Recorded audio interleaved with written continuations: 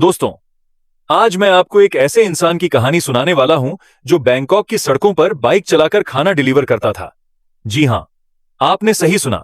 अगर मैं आपसे कहूं कि एक लड़का जो बैंकॉक में वेटर का काम करता था, महीने के सिर्फ 1500 रुपये कमाता था, थाई गर्ल्स से टिप्स के बदले गाल पर किस लेता था, और आज वही लड़का बॉलीवुड का खिलाड़ी कुमार है। 150 से ज्यादा फिल्में कर चुका है और हर साल 3-4 फिल्में रिलीज करता है।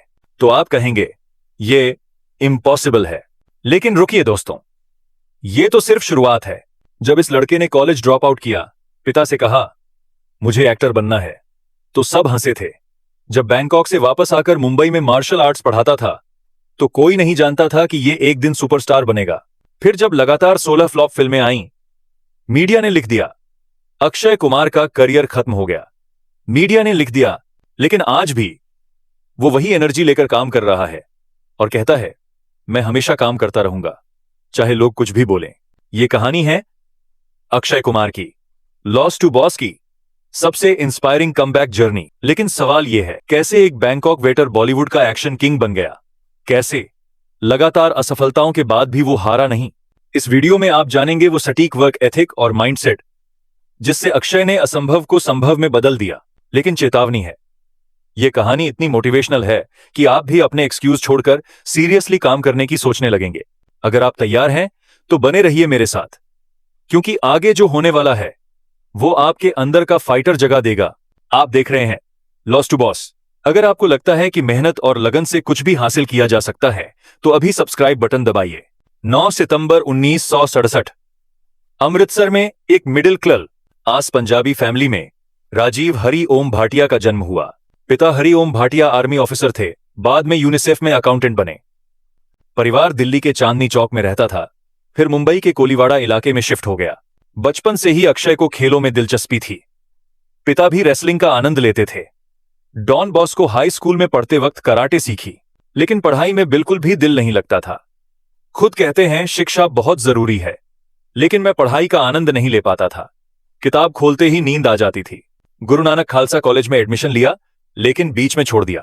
एक दिन पिता ने गुस्से में पूछा, तुम जिंदगी में क्या करोगे, कैसे सरवाइव करोगे? अक्षय ने विद्रोह में कहा, हीरो बनूंगा।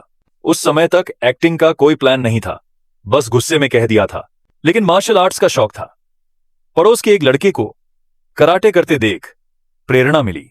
पिता से रिक्वेस्ट की, मुझे थाईलैंड भेजिए मार्शल आर्ट्स सीखने के लिए। फ्लाइट टिकट का खर्च था 22,000 रुपये, परिवार के लिए बहुत बड़ी रकम। पिता ने किसी तरह 18,000 रुपये का इंतजाम किया। एयरपोर्ट पर बस इतना कहा, अपना ध्यान रखना और ज्यादा मजे मत करना। पहला सबक, अगर आपके माता पिता आपके अनोखे सपनों को सपोर्ट करते हैं तो वो सबसे बड़ी आशीर्वाद है। दोस्तों, क्या आपके पेरेंट्स ने भी कभी ऐसे रिस्की डिसीजन सपोर्ट किए हैं? कमेंट में बताइए। 1987 में बैंकॉक पहुंचा। हाथ में सीमित पैसे, कोई गारंटी वाली नौकरी नहीं। मेट्रो गेस्ट हाउस में वेटर और शेफ का काम मिला। महीने की सैलरी सिर्फ 1500 रुपये। डेली रूटीन बहुत मुश्किल था। सुबह से रात तक रेस्टोरेंट में काम, ग्राहकों को सर्व करना, किचन में खाना बनाना, टेबल साफ करना, टिप्स का इंतजार करता, लेकिन ज्यादातर निराश होता। लेकिन अक्षय हमेशा पॉजिटिव सोच रखते थे। इंटरव्यू में बताया, टिप्स कम मिलती थीं, लेकिन थाई लड़कियां मुझे गाल पर किस दे देती थीं। मैं उसे एंजॉय करता था। नंबर 3, काम के साथ साथ गंभीर मार्शल आर्ट्स ट्रेनिंग भी जारी थी। मॉय थाई सीखी, थाई बॉक्सिंग में महारत हासिल की और ताइक्वांडो में ब्लैक बेल्ट लिया। 5 साल बैंकॉक में रहा। जिंदगी का सबसे कठिन दौर था, लेकिन यही उसका कैरेक्टर बनाने का समय था। थाईलैंड के बाद अलग अलग शहरों में काम किया। कोलकाता में ट्रैवल एजेंसी में नौकरी, ढाका में होटल में शेफ, दिल्ली में कुंदन ज्वेलरी बेची। हर जगह संघर्ष था, लेकिन कभी हार नहीं मानी। मुंबई वापस आकर मार्शल आर्ट्स टीचिंग शुरू की। अलग तरीका था, बच्चों को सिखाना, जो कि उसके एक छात्र के पिता मॉडल कोऑर्डिनेटर थे। उन्होंने कहा, तुम्हारी लुक्स अच्छी हैं, मॉडलिंग ट्राई करो। पहला मॉडलिंग असाइनमेंट फर्नीचर शोरूम के लिए था। 2 घंटे की शूटिंग के लिए जो पैसे मिले, वो पूरे महीने की टीचिंग से ज्यादा थे। वही पल जिंदगी बदल गया। एहसास हुआ, एंटरटेनमेंट इंडस्ट्री में बहुत पोटेंशियल है। फोटोग्राफर जयेश शेठ के साथ 18 महीने फ्री में काम किया। बदले में प्रोफेशनल पोर्टफोलियो मिला।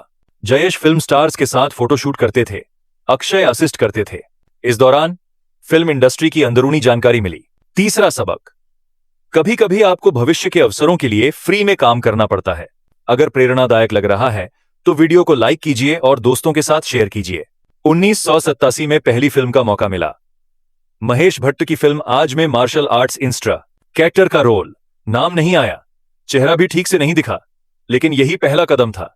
कुमार गौरव के किरदार का नाम अक्षय था। वही नाम उसे पसंद आ गया। कोर्ट जाकर लीगली नाम बदल दिया, राजीव भाटिया से अक्षय कुमार। नाम बदलने के बाद संयोग से 2 फिल्मों के ऑफर मिले।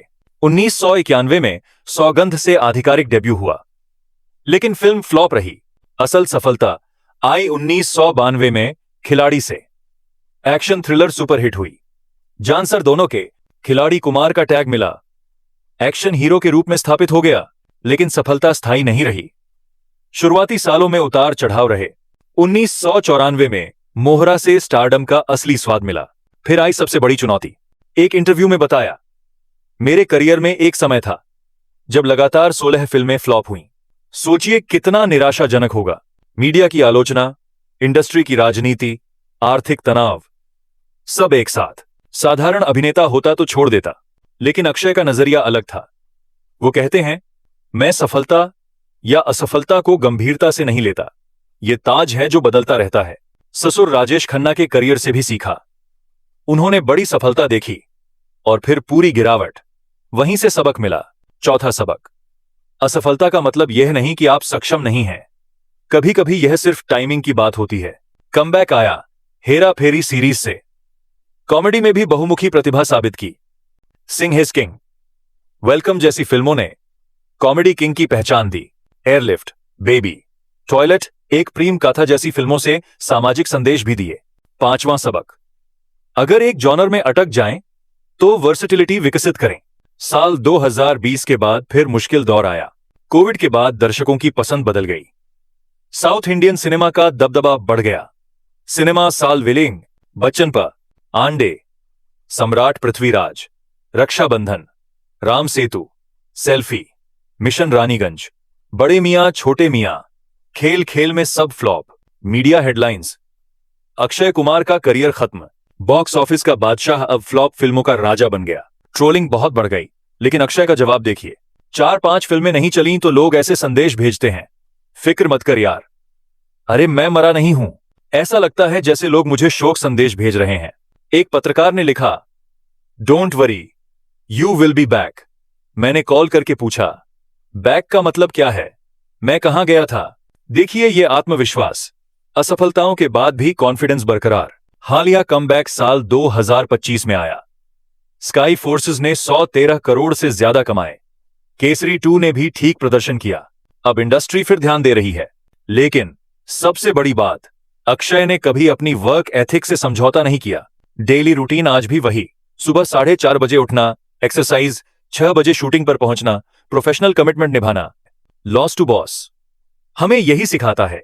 अगर अक्षय बैंकॉक वेटर से बॉलीवुड सुपरस्टार बन सकता है, अगर 16 लगातार फ्लॉप फिल्मों के बाद भी कमबैक कर सकता है, अगर 57 की उम्र में भी नई ऊर्जा रख सकता है, तो आप भी अपनी सीमाएं तोड़ सकते हैं और सपनों को हकीकत बना सकते हैं। याद रखिए, अक्षय का सिद्धांत, सफलता 70% किस्मत और 30% मेहनत है, लेकिन मेरा काम है लगातार मेहनत करते रहना।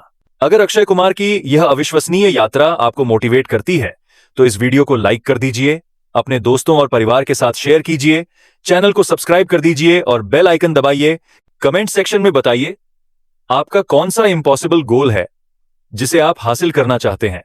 अगर आपने भी कभी कई असफलताएं झेली हैं तो अपनी कमबैक स्टोरी शेयर कीजिए, क्योंकि हो सकता है अगली loss to boss success story आपकी हो। मिलते हैं अगली मोटिवेशनल ट्रांसफॉर्मेशन में। तब तक के लिए मेहनत करते रहिए, अनुशासित रहिए और याद रखिए कि लगातार प्रयास से कुछ भी संभव है। धन्यवाद देखने के लिए लॉस टू बॉस। आपका सपोर्ट ही हमारी ताकत है।